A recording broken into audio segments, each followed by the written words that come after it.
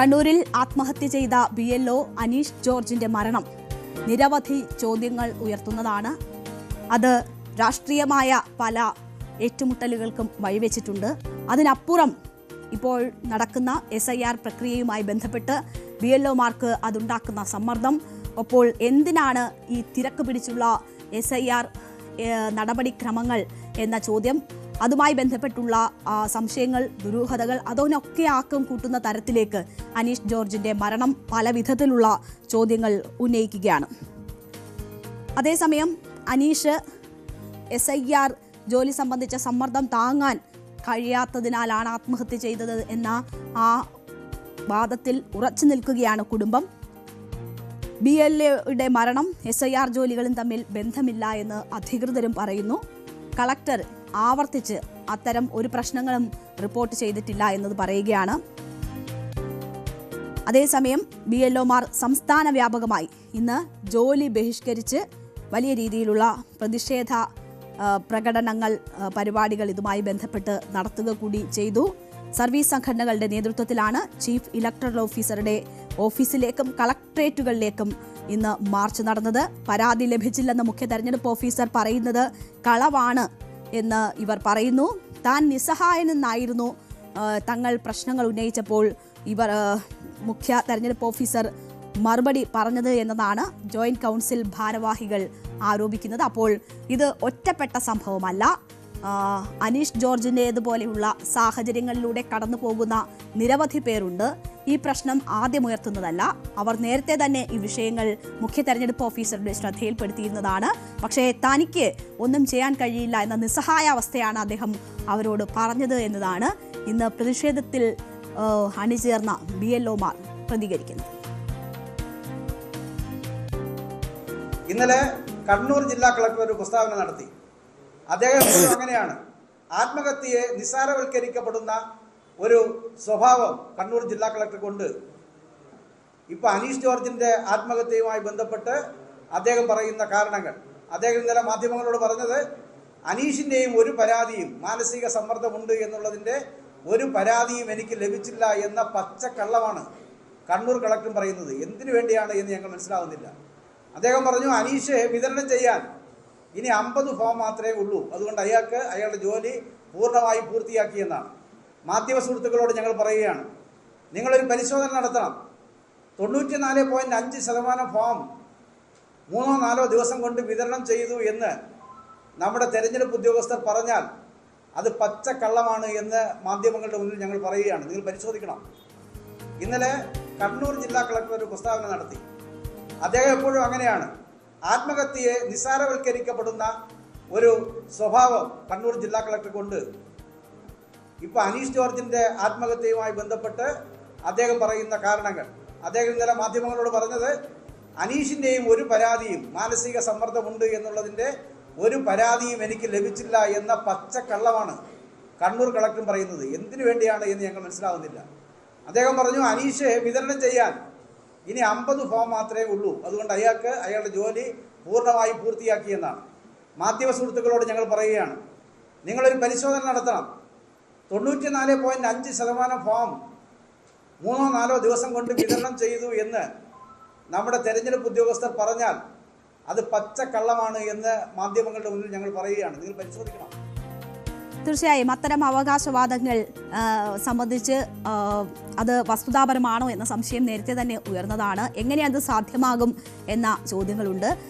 ഇതിപ്പോൾ ആ കുടുംബം ഉറച്ചു നിൽക്കുകയാണ്. ജോലി സമ്മർദ്ദം തന്നെയാണ് ആത്മഹത്യയിലേക്ക് നയിച്ച കാരണങ്ങൾ. സമാനമായ നിലയിൽ മറ്റു ചില സംഭവങ്ങൾ കൂടി ഉണ്ടാകുന്നുണ്ട്. ഇന്ന് കോഴിക്കോടുണ്ടായ ഒരു സംഭവത്തിലേക്ക് പ്രേക്ഷകരുടെ ശ്രദ്ധ ക്ഷണിക്കുകയാണ്.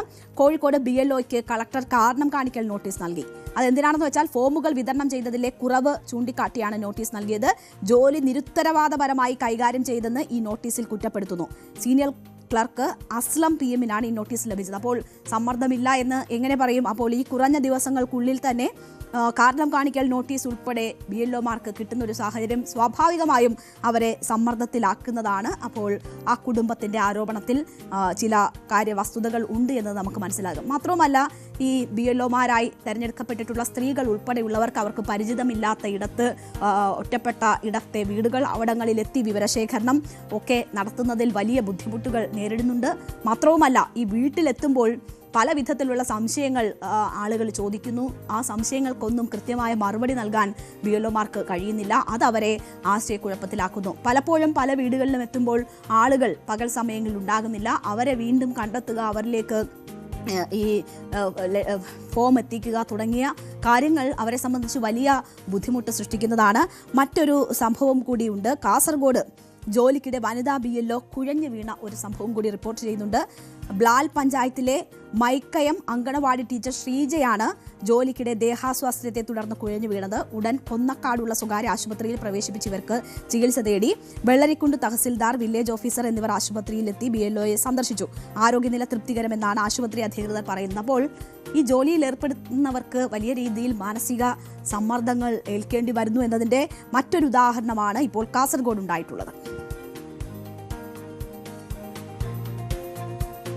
കണ്ണൂരിലെ അനീഷ് ജോർജിന്റെ ആത്മഹത്യയ്ക്ക് പിന്നാലെ രാജസ്ഥാനിലും സമാനമായിട്ടുള്ള ഒരു സംഭവം ഉണ്ടായിരിക്കുന്നു. നമുക്കറിയാം, ഇത് രാജ്യവ്യാപകമായി നടക്കുന്ന പ്രോസസ്സാണ്. കേരളം ഉൾപ്പെടെ 12 ഇടങ്ങളിലാണ് ഇപ്പോൾ 2ാം ഘട്ടത്തിൽ SIR നടപ്പാക്കുന്നത്. അപ്പോൾ രാജസ്ഥാനിൽ ബൂത്ത് ലെവൽ ഓഫീസറായി ജോലി ചെയ്യുന്ന യുവാവ് ആത്മഹത്യ ചെയ്ത സംഭവം ഏതാണ്ട് അനീഷ് ജോർജിന്റെ സംഭവത്തിനോട് സമാനമാണ്. ജോലി സമ്മർദ്ദം താങ്ങാനാകാതെ സർക്കാർ സ്കൂൾ അധ്യാപകനായ മുകേഷ് ജംഗീത് ട്രെയിനിന് മുന്നിൽ ചാടി ആത്മഹത്യ ചെയ്തു എന്നതാണ് വിവരം. SIR ജോലികൾ കാരണം മുകേഷ് സമ്മർദ്ദം നേരിട്ടിരുന്നു. സൂപ്പർവൈസർ സമ്മർദ്ദം ചെലുത്തുന്നുണ്ടെന്ന്,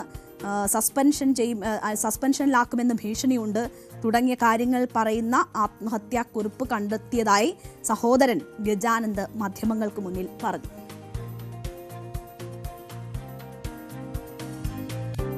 അപ്പോൾ വലിയ രീതിയിലുള്ള സമ്മർദ്ദം BLOമാർ നേരിടുന്നുണ്ട് എന്നതൊരു വസ്തുതയാണ്. കുറഞ്ഞ ദിവസങ്ങൾക്കുള്ളിൽ 95% ഫോം വിതരണം പൂർത്തിയായി എന്ന അവകാശവാദം തന്നെ കബളിപ്പിക്കലാണ്. അല്ലെങ്കിൽ അത്തരം ലക്ഷ്യങ്ങൾ നേടിയെടുക്കാനുള്ള സമ്മർദ്ദം സ്വാഭാവികമായും BLOമാർക്ക് മേളിൽ ചുമത്തുന്നു എന്നതാണ് പുറത്തുവരുന്ന വിവരം. നമുക്കറിയാം, നമ്മളുടെ തദ്ദേശ തെരഞ്ഞെടുപ്പ് ഉൾപ്പെടെയുള്ള നടപടികൾ നടക്കുന്നതിൻ്റെ ഭാഗമായി ഇപ്പോൾ SIRന് പറ്റിയൊരു സാഹചര്യമല്ല. അതുകൊണ്ട് തന്നെ ഈ നടപടികൾ നീട്ടിവെക്കണമെന്ന ആവശ്യം സർക്കാർ ആവർത്തിച്ച് നൽകിയതാണ്. സംസ്ഥാനം പ്രമേയം പാസാക്കിയതാണ്. പക്ഷേ അതൊക്കെ മറികടന്നുകൊണ്ടും അത്തരം നിർദ്ദേശങ്ങളൊക്കെ മറികടന്നുകൊണ്ടുമാണ് SIR അടിച്ചേൽപ്പിച്ചത്. ഇത് നടപ്പിലാക്കുന്നതിലുള്ള ബുദ്ധിമുട്ടുകൾ അറിയിക്കുമ്പോൾ അത് പാടെ അവഗണിക്കപ്പെടുന്നു എന്നൊരു സാഹചര്യമുണ്ട്. ജീവനക്കാർക്ക് മേൽ അമിത സമ്മർദ്ദം എന്നത് വരുമ്പോൾ ഇപ്പോൾ ഒരു ജീവൻ അതിന് ബലിയർപ്പിക്കേണ്ടി വരുന്ന ഒരു സാഹചര്യമാണ്. ആ കുടുംബത്തിനാണ് ആ നഷ്ടമുണ്ടായിരിക്കുന്നത്. അപ്പോഴും ഈ പ്രശ്ന പരിഹാരം ഉണ്ടാകുന്നില്ല. SIR നടപടികൾ തുടരും എന്ന സൂചന തന്നെയാണ് വരുന്നത്. മാത്രമല്ല, നടപടിക്രമങ്ങൾ തുടങ്ങിക്കഴിഞ്ഞ സാഹചര്യത്തിൽ ഇനിയൊരു നിർത്തിവെപ്പ് സാധ്യമല്ല തുടങ്ങിയ കാര്യങ്ങളാണ് പറയുന്നത്. ഇവിടെ മറ്റൊരു തരത്തിലുള്ള രാഷ്ട്രീയമായിട്ടുള്ള ഏറ്റുമുട്ടൽ കൂടി നടക്കുന്നുണ്ട്.